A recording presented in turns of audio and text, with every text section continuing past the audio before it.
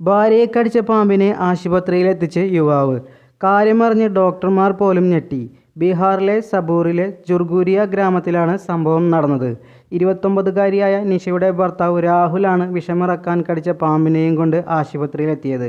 "ഇതാണ് എൻ്റെ ഭാര്യയെ കടിച്ച പാമ്പ്. എങ്ങനെയെങ്കിലും അവളെ രക്ഷിക്കൂ" എന്നാണ് ജവഹർലാൽ നെഹ്റു മെഡിക്കൽ കോളേജിലെ ഡോക്ടർമാരോട് രാഹുൽ പറഞ്ഞത്.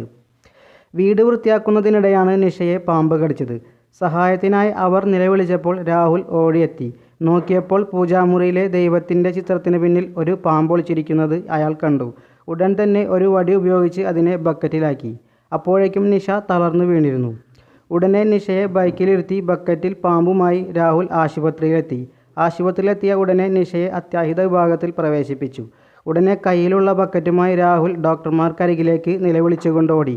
എങ്ങനെയെങ്കിലും ഭാര്യയെ രക്ഷിക്കണമെന്ന് പറഞ്ഞാണ് ഇയാൾ കരയുന്നുണ്ടായിരുന്നത്.